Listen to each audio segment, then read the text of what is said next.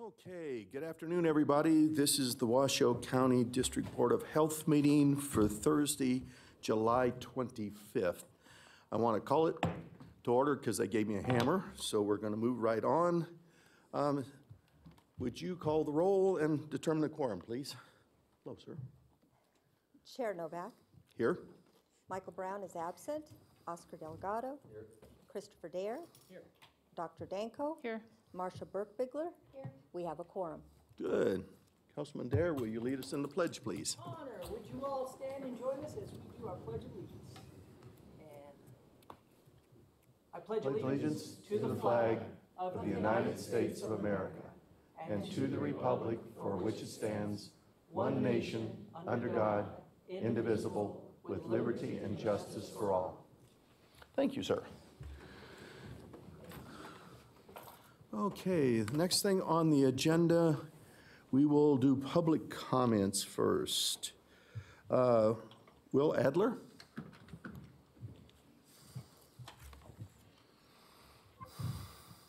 Hello, I am Will Adler with Silver State Government Relations representing Dorinda's Chocolates today.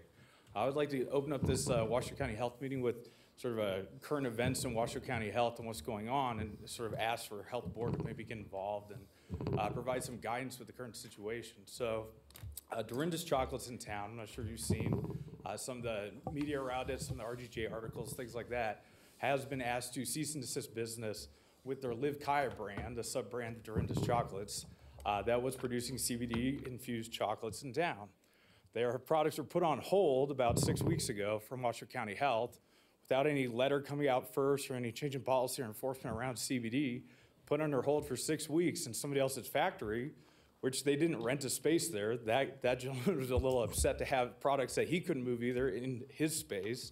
Washoe County Health then said they couldn't move it back into their own facility for 5 weeks, and we had to take it to appeals court because Washoe County Health ordered the destruction of $60,000 wholesale of a Washoe County business's products. That's $400,000 retail in chocolates that were ordered destroyed for a Washoe County business. So I got involved at that appeals hearing, and they said, hey, could you come and clarify this? This must be a mistake. Because you can order hundreds of different brands of CBD chocolates online right now from Amazon.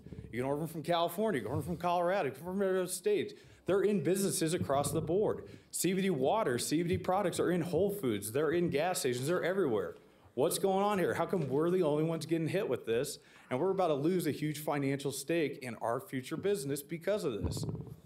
I was confused as well, so I showed up and asked, and I was told that because CBD is not on an FDA list as an approved additive to foods, that must be destroyed, because that is a total enforcement across the board. Despite marijuana being legal recreationally in 2016, CBD is a derivative of marijuana in the state of Nevada, and it being a hemp derivative, hemp was just legalized in the federal farm bill in 2018. That is a derivative as well of hemp. CBD is where this was derived from.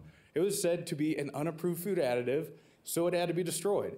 Because it's not on an approved list does not mean it is a dangerous or disapproved item. It means there's a lack of regulatory uptake of the federal government, which is no surprise because it takes about 2 years to do a federal uptake anyways.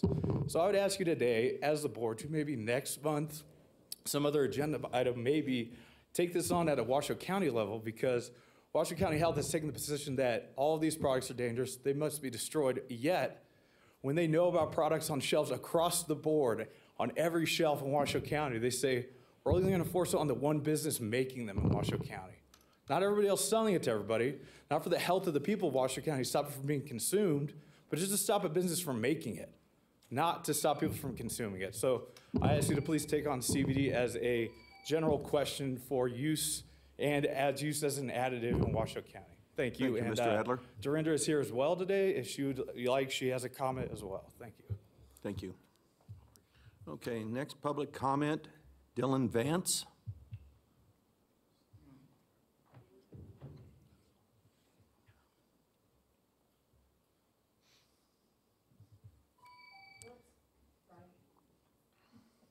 Well, I'm Dylan Vance. I'm the son of Dorinda Vance. I'm very heavily invested in the Dorinda's Chocolates organization, have been for quite a while. I served the United States Marine Corps for 5 years. I'm a native here. And we got into this industry because, it's booming. Like Will said, we are well on our way to entering into that market. And our family and our company is one of the only ones who are actually going through our due diligence and having everything lab tested. Everything that we sell to Livkaya is 100% safe. We thought that with the 2018 Farm Bill being passed and with this open regulation, that we had a green light. And so like Will said, it's all over the place. It's on the internet, it's in stores, Whole Foods, it's in water and everything. So we're a little bit confused as to why we're being targeted. With such a long standing as, a good business here in Reno, a brand that everybody knows and loves, we're a little bit frustrated that we are being targeted. So we'd like to urge you to hurry up with the regulation to give us more guidance so that we can actually stay within boundaries. We want to do this right. We want the county to benefit, and we want our company to benefit. So as far as our products go, please let us keep that. Let's not destroy it. Let's move this along and put it on the next agenda for next month. That's all I got. Thank you. Okay, next speaker, Dorinda Vance, please.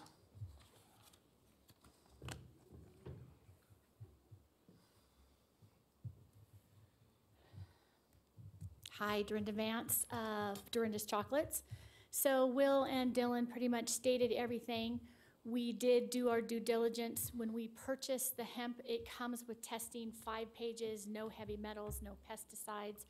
When we put it in the chocolate, we have it tested again to make sure that each chocolate has exactly the amount that it calls for. We have a lot of customers that really enjoy taking this product. They take hemp for their reasons, that we're not talking about any health claims, but they like the fact that they could trust us knowing that the product that they're buying is safe. So again, we're asking you if we could get the regulation set so we could get back to business and we could all make money instead of just the big pharma bills. So during the last hearing, it was said to me that, can I take my product and sell it to a dispensary? But when somebody said that from your department, it makes me feel like it's not a health issue anymore, it's a tax issue. Why can they sell it at the dispensaries, but we can't sell it and let other people have the opportunity to make that money? So again, we're asking you if we can move this forward and get the regulation set. To my understanding that California is doing the same, so let's get moving on it. Thank you. Good, thank you. Any other public comment? Okay, thank you very much. Okay, approval of the agenda. Are there any questions, changes, or anything else? If not, I'll take a motion to approve the agenda for today. I move to approve the agenda as is. First. Second by Ms. Burstigler. Okay, we got the agenda done. Now we're down to recognitions. Mr. Health Officer. Thank you, Mr. Chair. Is this working? Okay, there, I think I'm up. I'd like to begin with recognition for a retirement that we have upcoming, and we have Holly McGee here. Holly, if you could stand up to be recognized. Holly is a public health nurse too with the health district. She's currently working in our TB program, and she has provided 27 years of fantastic service for the health district. So I want to congratulate Holly on her upcoming retirement, and we have a small token of our appreciation for you, Holly, that we'll provide for you if you can stick around for photographs. It says, Washoe County Health District recognizes Holly McGee for 27 years of dedicated service from October 1992 to August 2nd of 2019. That's a long time. Thank you very much. Very nice. We have several people that are out on vacation that we had on our recognitions for today. So moving on to years of service, Angela Penny is on vacation, but I want to congratulate her on 15 years of service with the health district as a public health nurse supervisor currently. We have, I believe we have Diana. Charlene's pointing at somebody. Oh, okay. Oh, there's Diana. Diana Karlichuk is here with from EHS, and we're celebrating 5 years of service for Diana today. And I just want to also remind the board that Diana is the person that every Christmas has been spearheading our Adopt a Family program for Christmas. So thanks very much for doing that, Diana. And then we have 5-year recognition for Virginia McDonald. And Virginia, they're short-staffed in immunizations today, so Virginia's not able to be here with us today. She's working hard. So next we have promotions, and I want to begin with Lisa Lotritz. And Lisa has been promoted to the Division Director of Community and Clinical Health Services. So she is taken Steve Kutz's position with his retirement. Lisa has 24 years of service with the health district. So I think one of our goals is succession planning and developing people from within. And I'm proud to announce Lisa for this position. She impressed me very much several years ago when she earned her master's in public health while continuing to work full-time for the health district. And she is also going to be on our recognitions here. Maybe I'll just do this one right now for attending and graduating from the Advanced Leadership Academy at UNR. So congratulations, Lisa, on that. I'd like to recognize Kathy Sobrio, and I believe Lisa has some comments that she wants to make on Kathy's promotion from Public Health Nurse 2 to Public Health Nurse Supervisor. So congratulations to Kathy. Hi, Lisa Lotritz for the record. Kathy Sobrio has been a nurse at the Health District for 22 years. Her most recent role was as a vaccine coordinator for the immunization program. Previously, she worked as a disease intervention specialist in the sexual health program, and she's going to supervise immunizations and HIV. Yeah. Great. Congratulations, Kathy. Thank you. Thank you. The next promotion that we have is Kelly Verling. She was also promoted from Public Health Nurse 2 to a Public Health Nurse Supervisor. And Kelly is on vacation as well today. We have a couple of new hires. They're not eligible for vacation yet, so they are here. So I would like to ask Dr. Todd if he could introduce Alistair Puckett for us.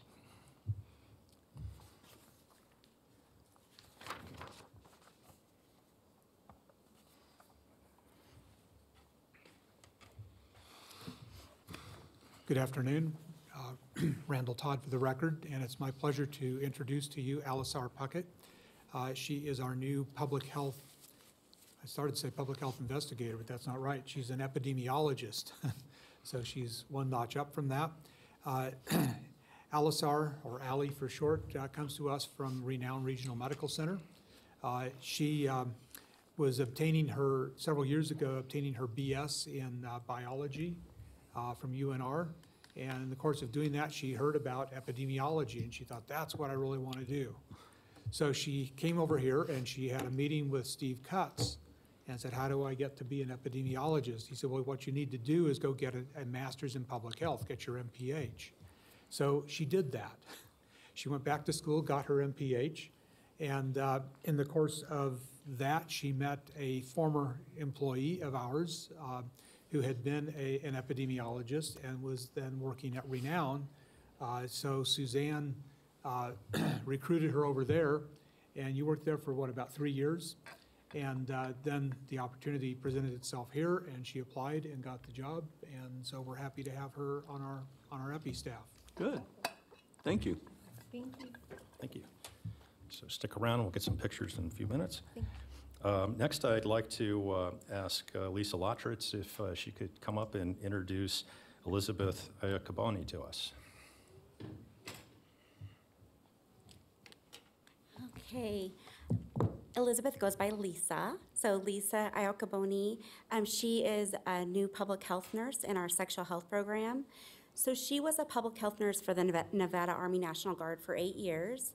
In that role, she provided education on preventive health measures and ensured the soldiers were ready had medical readiness for deployment. She also she has her master's in clinical nurse leadership, and she will be working in our sexual health program and in our fetal infant mortality review program. Good. Welcome aboard. Congratulations. Next, I'd like to also recognize Erin Dixon. Erin is on vacation as well today, but she also graduated from the Advanced Leadership Academy. That's a new certificate program at UNR. So we had 2 staff attend that and graduate in the first cohort. And the reviews that I've heard of it is that it's an excellent program that UNR is offering. So hopefully we have the opportunity to have more staff participate in the future. We also have a number of Shining Star Awards. So I would like to recognize the following recipients. We have with 3 or more Shining Stars, Kara Roseborough in CCHS. There she is in the back. Congratulations, Kara. Jessica Cabrales with Air Quality Management Division. Congratulations, Jessica. Jackie Gonzalez with CCHS. Congratulations, Jackie. And Kelly Parsons, also with Air Quality, and it looks like she's staffing vacation? Oh, vacation also, okay. And then we have, with 10 or more Shining Stars, Julio Peck Garcia in our WIC program, and I don't see him here, and Irene Ramos with our WIC program. I think they're both busy working today. And also with 40, actually over 40 Shining Stars, we have Jackie Chides, who is also with our WIC program and appears is working hard today. So That's a lot. That's quite a lot of community members that are very, very happy with the services that are providing. So congratulations to all of those folks. Next, it's my pleasure to present the award that we received at NACHO, the National Association of County and City Health Officials. This is the National Health Security in Building Regional Disaster Health Response Capabilities Award. And I had the honor of accepting this award on behalf of the Health District back at the conference in Orlando. And the gentleman that's standing next to me in this picture is Ed Gabriel, and he's the Deputy Assistant Secretary of ASPR, the Assistant Secretary for Preparedness and Response. And he and his team flew in to have dinner with the award recipients and present the award at the conference. So I was quite honored to have been able to be there and accept on behalf of the Health District. And this was for the work that we've done with our Inter-Hospital Coordinating Council.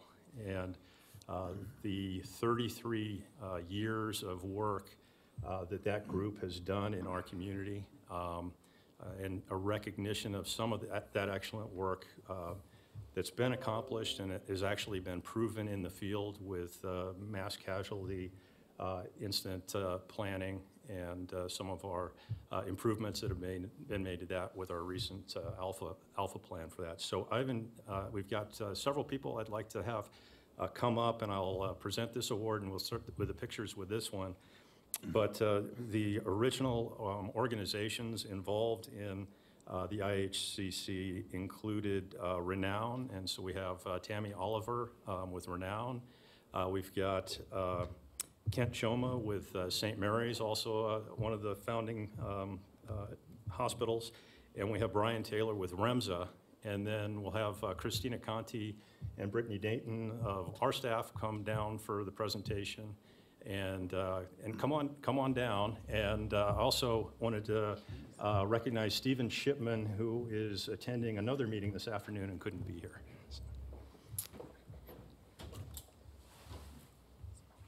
Yep, come on.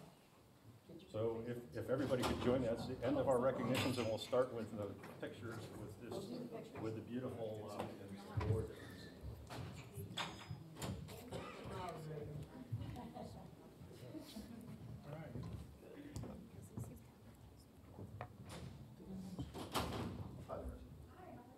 Congratulations, guys.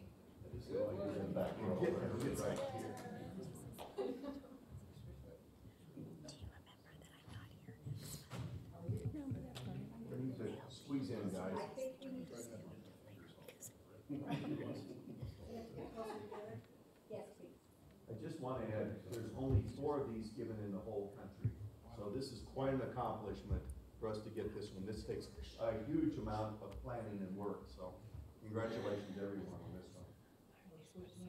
I think you're supposed to. There you go. 1, 2, 3, go. And now I do one more just in case somebody did. Okay.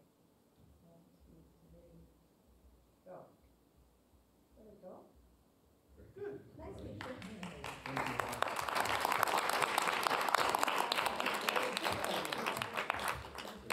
In our trophy case.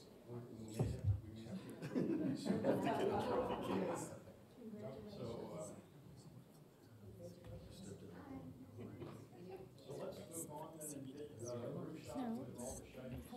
Another thing that I'll tell you about.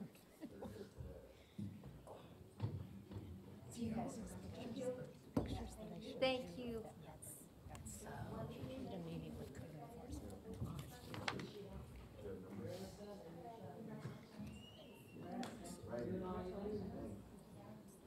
we let you breathe for a few minutes.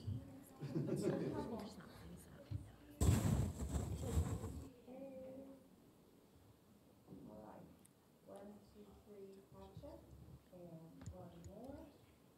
And 1, 2, 3, oops. Oh. 1, 2, 3, go.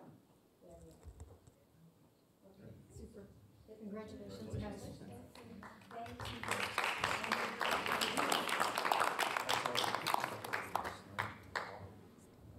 And then let's have Lisa, Lisa, no, the other Lisa, come up here. For retirement. It was happy hour. It was happy hour, so he was He was really happy.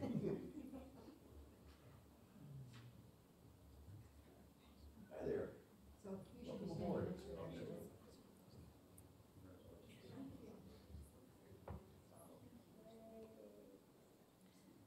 One, two, three, gotcha. And one more. 1, 2, 3, go. There we are.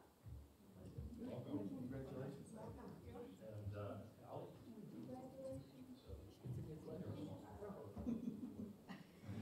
Ally. That's my favorite. Somebody should have flag. Congratulations. Thanks for joining us. Welcome. No, no, no, whatever. Now we'll talk to you. 1, 2, 3, go. And one more. And 1, 2, 3, go. Gotcha.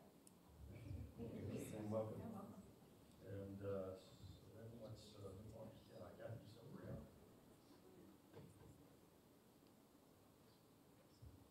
And you're up next, Jason. Okay.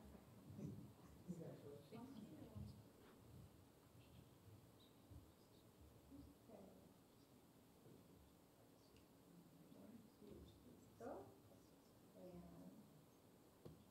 one more. Oops. Technical issues. 1, 2, 3, go. Gotcha. Thank you very much. Thank you.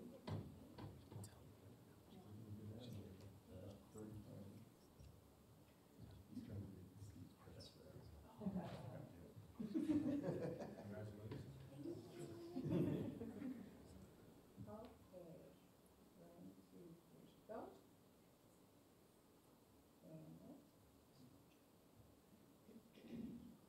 2, 3, go. There we are. Good job. And Diane?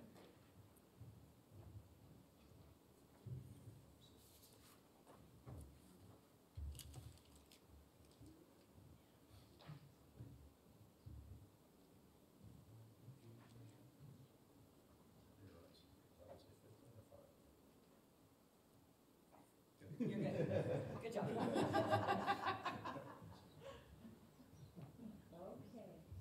1, 2, 3, go.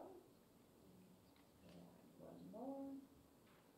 And 1, 2, 3, go. Okay. Thank you. And then we have Holly.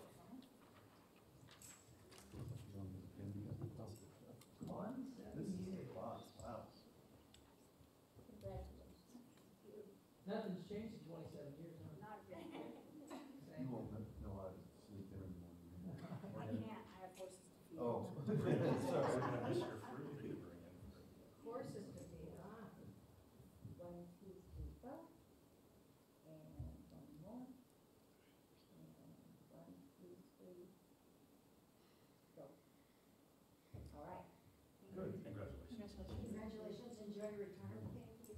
All right. Is that everybody?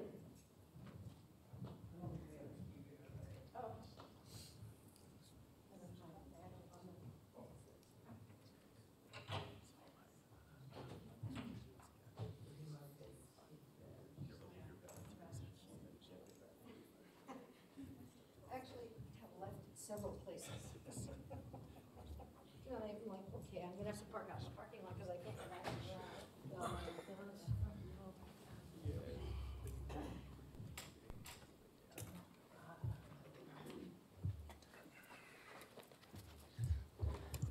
Okay, congratulations, everybody, and welcome to the club. Thank you.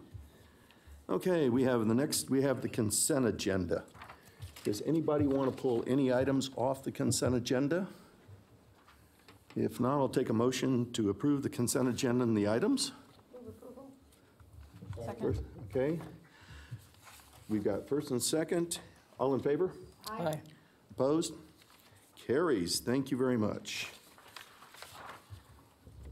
Okay, next. This next one's a public hearing. Yep, next item on the agenda, we're going to have a public hearing on the regulations of the Washoe County Health District on governing food establishments and for the addition of provisions of the U.S. Food and Drug Administration model. And I'm going to open the public hearing. Ms. Albee. Good afternoon, Mr. Chairman, members of the board. For the record, Charlene Albee, I'm the Division Director for Environmental Health Services. The regulation packet that you're considering today is part 2 of the process of adoption. Last month, just to remind everyone, the business impact statement was accepted, and we appreciate that. So at this time, I'd like to go ahead and turn it over once again to Amber English, who served as the project manager for this project. Good afternoon. For the record, Amber English, Senior Environmental Health Specialist in the Food Safety Program. So as Charlene mentioned, the agenda item before you today is just for the adoption of the proposed amendments to the regulations of the Washoe County District Board of Health governing food establishments. And this is for additional provisions from the most recent version of the US FDA Model Food Code. So your packet included some additional information, particularly the PowerPoint that we presented during our public workshops highlights some of the more significant changes, and there was also a summary of all changes in your packet as well, so I'd be happy to answer any questions you might have. Any questions, comments? Yes, ma'am. So I'm curious, is this the regulations that we need to look at regarding CBD mixed into edibles? Does that come into this regulation? So this regulation, it does include our provisions on food additives. Okay.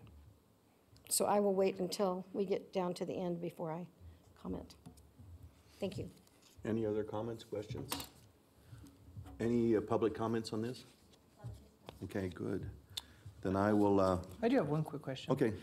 How often do we come back and visit this? I've never seen this before, so. Okay, so our goal is to be consistent with the most recent version of the FDA Food Code. The reason for that is it's the most current science, it's the most current food safety technologies and emerging technologies. And the Conference for Food Protection is the conference that meets every 2 years, and it's made up of representatives from regulatory at all levels, state, local, tribal, as well as industry and consumer groups and academia, and they basically debate the issues, look at the science, and then they recommend those provisions to the FDA to be incorporated into the food code. That does happen every 2 years. The FDA tries to put out a new food code every 4 or so years. And so every time they do that, our intent is to continue to update our regulations so we are consistent with the most current science. So you'll probably see our regulations with just the minor changes every 3 to 4 years is our goal. I think that's probably, okay, thank you. Good. Anything else? No public comment? Take a motion? Sorry, question. Yes, go ahead.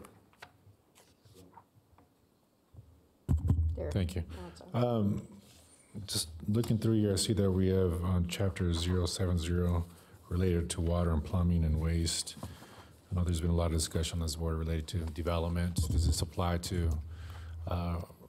So The water, plumbing, and waste section, although it looks messy, a lot of that was because our regulations, the way it was worded, it still covered the same information previously. What we did was we may have moved the sections around a little bit, so we didn't change any of the content. We just made them consistent with the way that it's presented in the order that it's presented in the FDA Food Code. And that helps us. Every 3 years, we do a self-assessment. We look at our regulations and compare them to that National Food Code. And when our sections don't coincide, even though the intent is the same, it takes a lot longer. It's just harder for our staff to have to go and find, oh, this is still the same information. It's just in a totally different section organized separately. So it's nothing that's going to be a new change. It's just a reorganization. And as part of that, as part of the reorganization as a department, do we reach out to business licenses and stuff so everyone's on the same page in terms of changes, so we're not going to get phone calls or emails saying things have changed or they just don't know where to look? How's that communication? If something were to change, yeah, we would reach out. We do send the postcards out, and we notice our public workshops through the newspaper, through our listserv, on our website. So communication was external, wasn't just in-house. You guys changing a few things. Okay. Yes. And sorry, and then second question to Commissioner Burkbuehler regarding the CBD. Is this an appropriate time to have that conversation, or I was just a little gray in terms of, is that something we adopt today as part of these rules changes, or is that a conversation we need to have now in terms of the expanded conversation from this board in terms of how we move forward? So I don't know if Kevin wants to add to this, but I guess I would defer to legal counsel yeah. regarding. Thank you.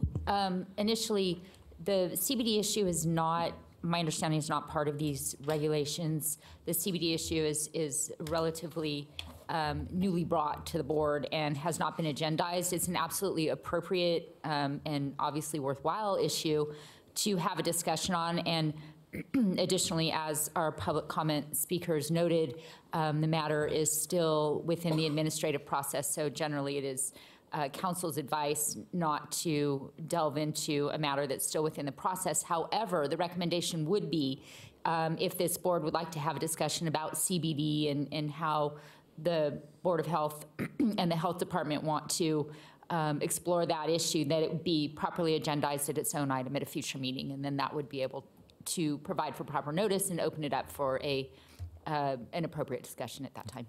Thank you for that clarity. Councilor, any other questions, comments? Oh, no, thank you, Okay. Chairman, appreciate it. Chairman, I have one more question. Sure. When you guys put this out, did anybody show up? I mean, there's a lot of changes in here. And so what did our restaurants do? Did they? So we did send the postcard to every permitted food establishment as well as through the listserv and on our website. I'd have to look through my packet. We did have, I want to say about, I think it's in your packet, I want to say 15. There's 2 workshops on May 14th and 15th. I want to say we had 15 attendees at one. It says 15 on the 14th and 5 on the 15th. Yeah. Yeah. It showed up. And so even though I just want to point out, it looks very messy, and like I said, a lot of that is for us just cleaning up the formatting to make sure that it's consistent with the formatting of the food code. So the reason that, so our PowerPoint included the actual significant changes, that's what we highlighted in our workshops. The regulations have been posted on the website as well with the track changes so that everybody can see what's being proposed. But we did make that clear that although it looks like there's a lot of changes and a lot of blue additions in the strikeout, a lot of that just had to do with moving one section to another area within the regulations, and that summary of changes document kind of explains that as well. So if I was a restaurateur and I didn't come to your workshop, am I performing probably illegally because I have no idea what's going on, No. or am I pretty up on what's happening? Yeah, so also our staff is aware of the changes in the regulations, and as they go out and do inspections, they will notify a business if there's something that they see that could be impacted with the regulations. One of the biggest changes, it's not huge, but it's gonna cause us, more education. Changing a lot of our outreach material has to do with the cooking times and temperatures. So the science, for example, says cooking poultry, it previously was you cook poultry to 165 for 15 seconds. The science now says You cook poultry at 165 instantaneously, and that's the kill step. So things like that. So those little minor changes, but we've already made the changes in our outreach material, and we'll make sure that's what we provide our operators. Okay, thank you. Yes, If go I right could just ahead. follow up to Councilman Dare. So we updated these regulations 3 years ago, and that was the first time that we had updated them in quite a while. So we had really significant changes, and we did the same process with the notification and workshops this time around. When we had those major changes, we did have a lot more engagement with the restaurants, and we had people here with public comments. So I guess I'm encouraged that we went through that process and we don't have that happening with this meeting. Thank you. Thank you. Good. Any other comments, questions? Good. I will take a motion then to adopt the regulations for the food model. Move to adopt. Second. Okay, first and second, all in favor? Aye. Opposed?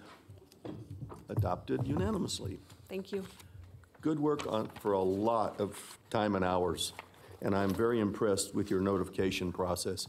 We definitely tried to get the word out to everybody, so very good. Thank you. Okay. Item number 9, Regional Medical Authority. Come right on down.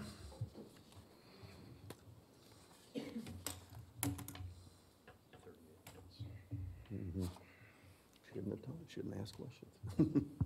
Mr. Chairman, Board, good afternoon. For the record, Dean Dow, President and CEO of REMSA and CareFlight. You have our packet before you, and here to answer any questions if I can. Questions? Comments? Yes, sir. I just have one. I think it's always, when we sit and look at sometimes our lowest scores, I know that's always fun to do, but we have one that comes down to 75% with fees changed, fees charged, not changed, charged.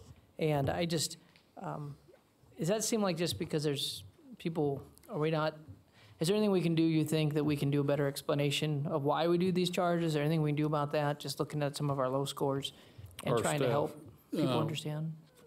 Mr. Dare, our staff does, we do internal training for our account receivable staff. They are coached on how to interface with the public relative to how we're structured. We're a 501c3, how healthcare billing works in general, inclusive of commercial payers, Medicare, Medicaid, et cetera. So there is an ongoing effort, I think, from our part to educate and help the public understand sort of how the system works. Gotcha. I just know, I think, I mean, obviously, it's always gonna, people don't like paying, so I get why they mark that, but I just, always, are we finding new and creative ways to try to communicate? Is probably my question, so, thank you. Anything else? I'll take a motion to accept the report. I'll move to approve. First? Second. Second? Okay. Thank you. All in favor? Aye. Good. Opposed? Passed again. Thank you. Okay. Mr. Hines.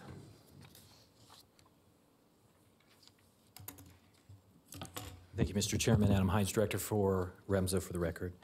You have before you to review the Public Relations Report for June. Today I'd like to give you an update on a couple of more recent activities, starting with REMSA working with Reno Dad's blog on a series of submissions that really highlight summer-type activities, keeping children safe and having fun and hydrating them and wearing sunblock, all those things that we need to remember on even today. The first blog series was featured Dad and EMS Director Paul Burton. His post highlights sun safety for children and families, and you can check out that at renodadsblog.com. Earlier this month, I provided an interview to KTVN about the importance of recognizing heat-related illness, recognizing signs and symptoms, as well as treatment and ways to feel well after being exposed to the sun. A topic that's always noteworthy of coverage is hands-only CPR. REMSA's education program was featured in this story also on KTVN about the importance of learning the 2 steps of hands-only CPR, which, as we know, can save lives. As a reminder, the 2 steps are first, call 911. The second step is push hard and fast in the center of the chest, and that's actually important because a lot of that science has changed, and we're really focusing on what makes a difference. An important factoid is every 28 minutes here in Washoe County, somebody's trained by REMSA in CPR. So extremely impactful. Kind of hot off the press this morning, I received an award on REMSA's behalf from the American Heart Association. We were recognized as a Mission Lifeline Gold Plus member for the way in which we provide care to our STEMI patients, which are a specific type of heart attack, and really a true testament to the men and women on the front lines that provide great care and our hospital partners to get those patients. Time is muscle. And then lastly, this week, REMSA launched a monthly email designed to share important information with recipients about high-performance EMS care, public safety, wellness in the pre-hospital environment. All of you will be on that mailing list if you've not received it already. So watch your email inbox. Feel free to forward it to your colleagues and your constituents. I think it's going to be a great communication tool for REMSA to be able to provide you what we're doing, and you can provide to the people that you need to. And I'm available to answer any questions if you may have. Reference this report. Questions, comments? I have one comment and something that is in your media reports, that your REMSA earned a second place at the 2019 National Tactical Medic Competition. That's tremendous. These are the guys that go out and back up SWAT teams and stuff, and what they have to go through, and is critical thinking as fast as they have to go through it, and put their lives in danger on top of it. So really have to commend those guys for doing it. So if you'll pass that on from us. Very good. Thank you. Thank you all. Thank you. Good job. Okay, we don't have to act on that. Next is our staff reports. Mr. Inouye. Good afternoon, Mr. Chair, members of the board. For the record, Daniel Inouye, Acting Director for Air Quality Management. You may notice in our director's report for the last few years, we've been emphasizing ozone. In fact, this month we emphasize Reno's commitment to helping with our Ozone Advance program through their Sustainability and Climate Action Plan. So we wanted to emphasize ozone. I wanted to give a little deeper dive into that. The standard for ozone that EPA has set is 70 parts per billion. We're currently at 71 parts per billion, so we do not meet the ozone standard. How did we get to violating the standard? Well, it didn't happen overnight. It's been years and decades of planning that gives us today's land use patterns that makes us very auto-dependent. So the biggest factor in our ozone concentrations is motor vehicle activity. That'd be trips and vehicle miles traveled. Also, business activity and energy use also contribute to our ozone concentrations. And the bottom line is that business as usual growth is not meeting today's ozone standard. So since 2016, the Health District has been participating in the EPA's Ozone Advance program. It's a voluntary program that we participate in that encourages voluntary strategies targeting 5 categories. And those 5 categories are on-road motor vehicles, off-road vehicles, energy-efficient construction, urban heat island, and also educating and empowering boards like this one to make good decisions about air quality. So the success of our Ozone Advance program is going to rely on the collective impact of plans such as master plans, transportation plans, and even urban forestry management plans. So what does not meeting the ozone standard mean? From an air quality management perspective, we would have to require progressively stricter requirements on the industries that we do have jurisdiction over. And in the whole scheme of things, it's about 5% of the emissions that contribute to ozone formation. So air quality management's jurisdiction in the whole ozone picture is only 5% of or what we directly regulate is 5% of the total emissions. From a public health standpoint, we're going to see increases in chronic disease rates such as obesity, asthma, COPD, and diabetes. And from an economic perspective, other counties and even states may look more attractive than Washoe County for businesses that want to expand locally or even relocate to this area.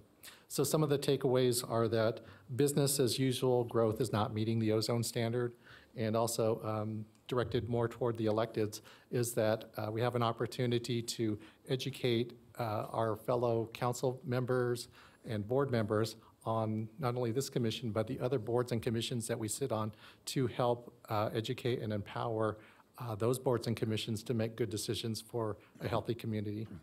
And that's a high-level summary and available for any questions. Questions? Yes, sir.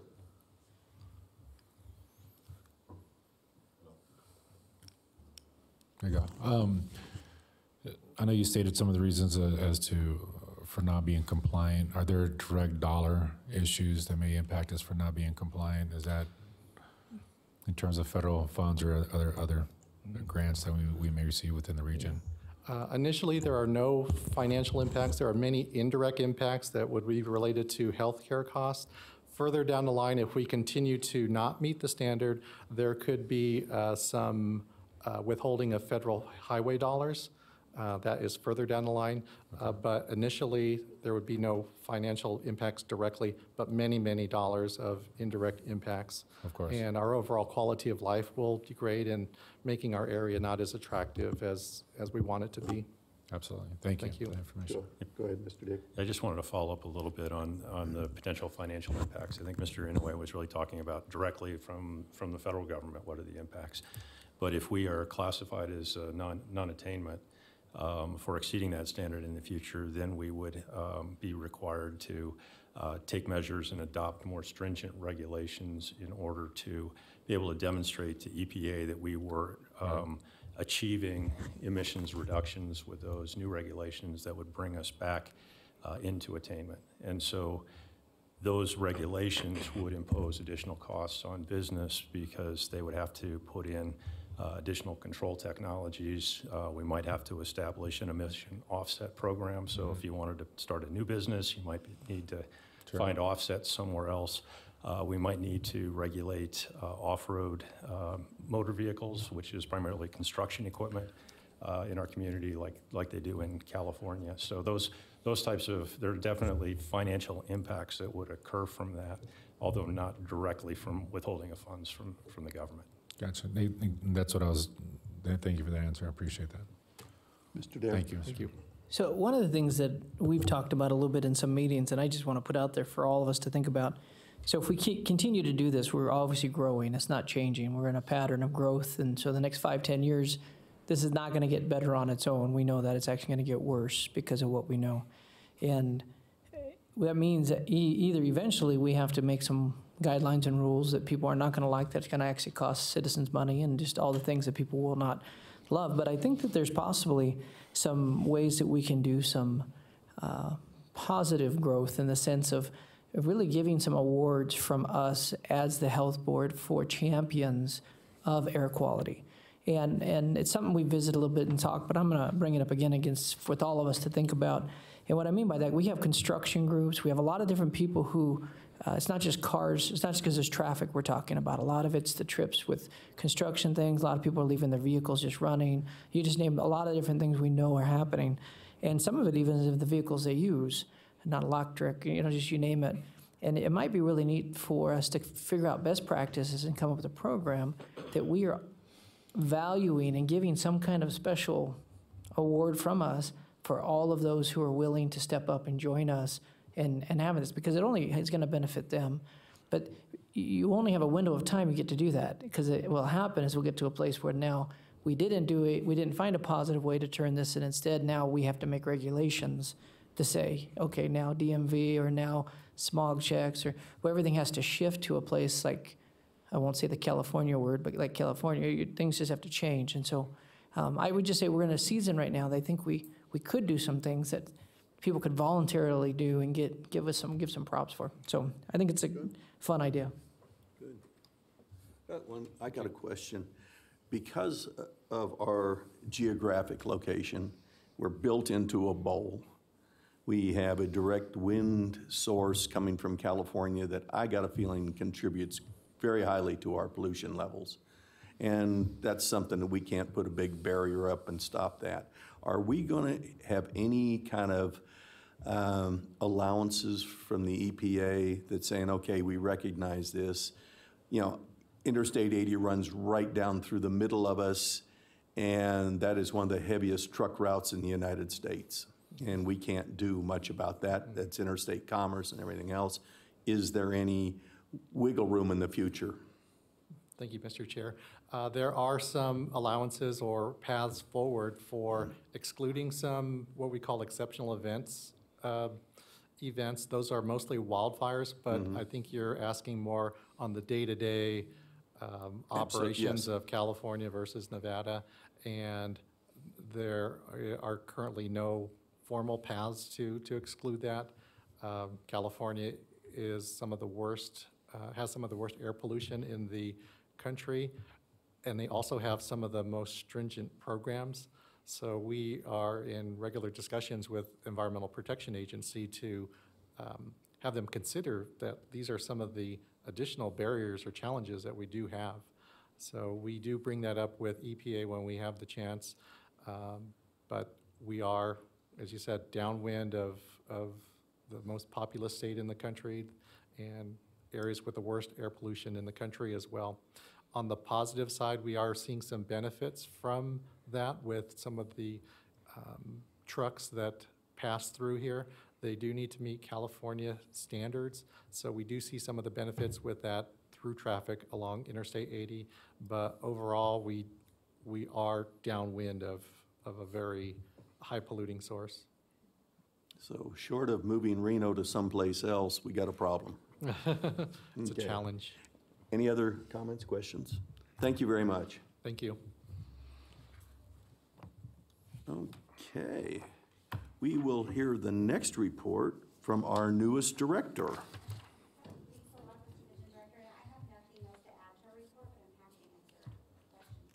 Your predecessor said that every week. Okay, thank you. Okay.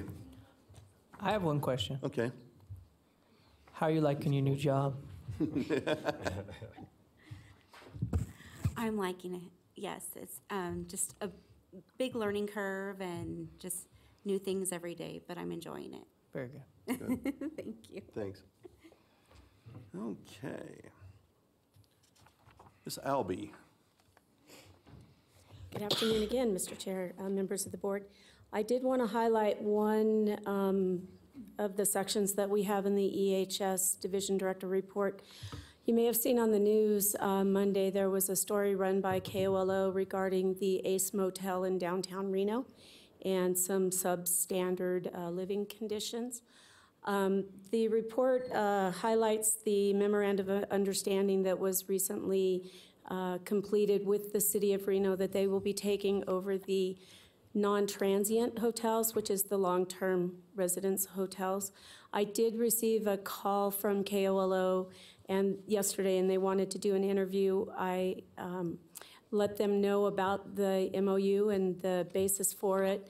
I did give them an example of, actually not even an example, explained the last couple of years worth of inspections and corrective action notices that have been going on at the Ace Motel.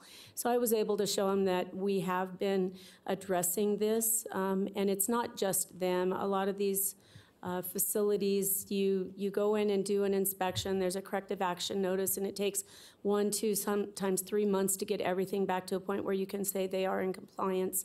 Then you go back and it's right back to where it was before. So it really is a case of if you don't stay on top of the maintenance and operations, they degrade rapidly. And so this is a real challenge that we know the city of Reno has taken on. And we will be working with them. It does allow for us to do some joint inspections if they end up needing our assistance. And it's not something that, excuse me, we're just going to walk away from, but we are going to let them take the lead with their new neighborhood services department. They've got some codes in place that I think they have a lot more strength than our codes gave us, and I think it's going to be an improvement for the community. And with that, I will answer any other questions. Questions, comments? Good, here now. Thank you very much. Alrighty, thank you. And yes, I did see it. Okay, Dr. Todd.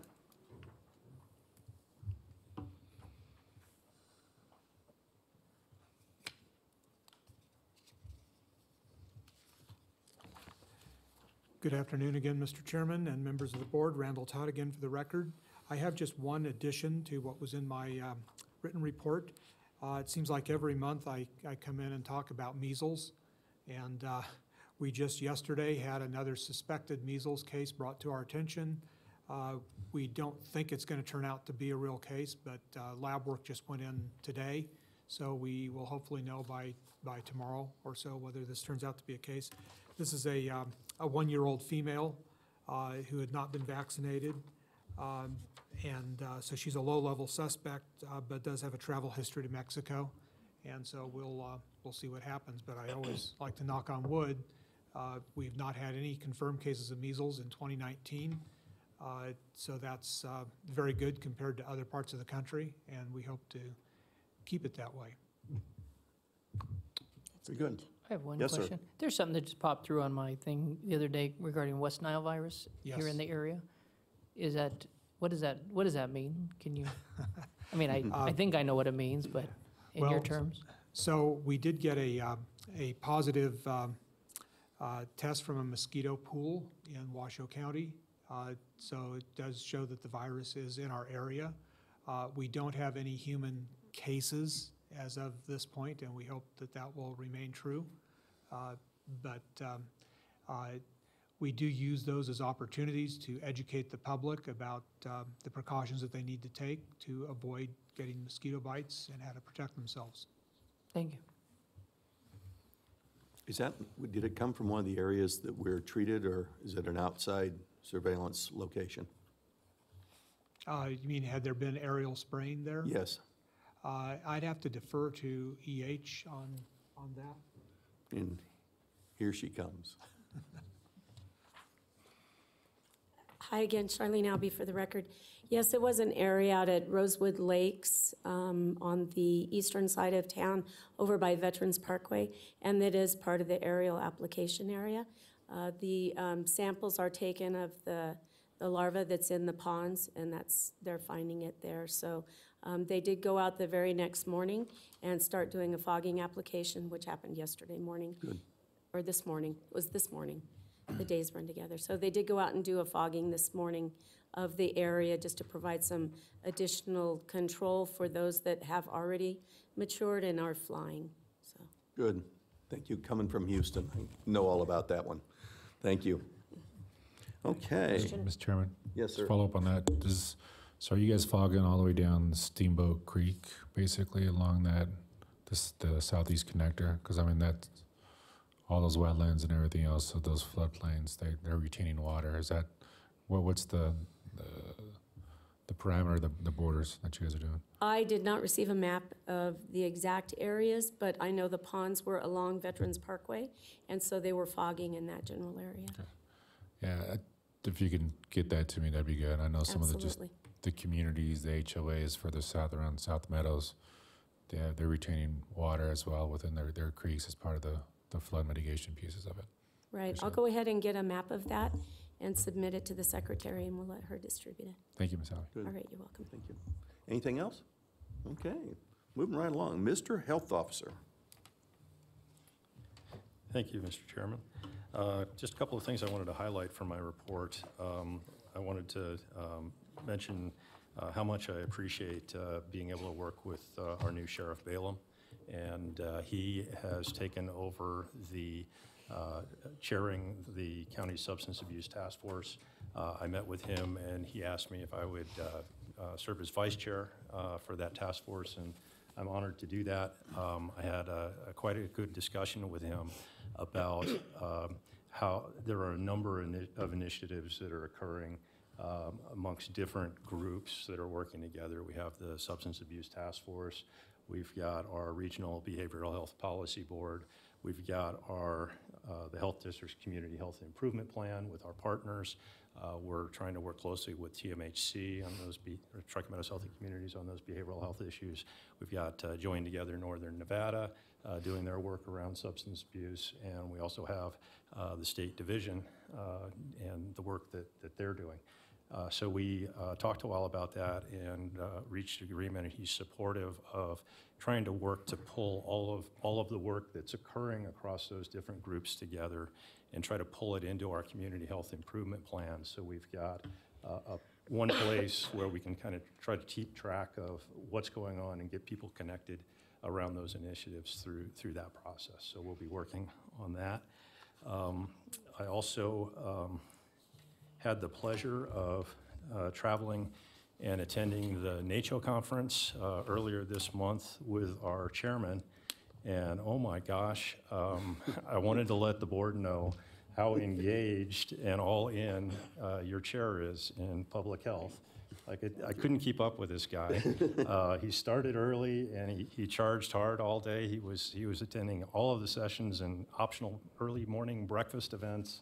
And I was really impressed by that. And Thank so you. I appreciate your engagement and enthusiasm. I enjoyed the heck of it and learned even more, so Yeah, and thank you. It was a very good conference. So. Thank you very much. Okay. Any other comments from the board, items you want, announcements, future agenda items? You can go ahead first. Ladies first. Thank you. So on a future agenda item, I would like to see brought before the board a full discussion on TCH, no.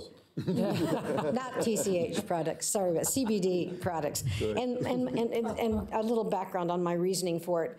I know this issue with Dorinda's chocolate is certainly one issue that we need to hear more about, but, and I deference to the attorney who is still working through the whole process, but I think you can, I was actually in like a 7-Eleven in Douglas County this week, because I was up there for a TRPA. And they're selling CBD products, already made CBD products to eat in Douglas County, in 7-Elevens.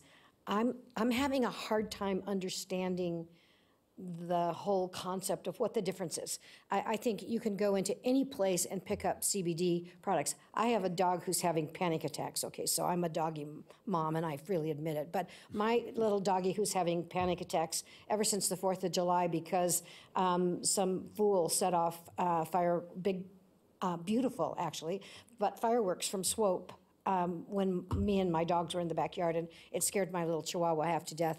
So she's having panic attacks, and so the veterinarian recommended that I go to a specific, and I'm not going to tell you who the pet store is until I know the answer to this, Good. that I go to a specific pet store and buy a CBD doggy food product that is actually made here for dogs. Now, okay, it's edible for dogs, not for people, but still, I guess I'm having a hard time understanding the rules and the regulations and how that all comes together. So I would really like to see on the agenda a broad-based explanation of, what is this? What are we doing? What's our grounds for it?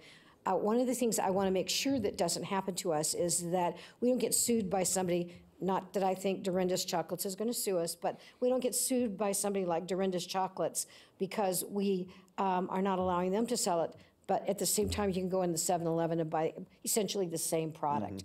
And that, to me, is litigation asking to be happening. And since I know it's not really the health district that gets sued, it's the county, I have a fiduciary responsibility to get an answer to that.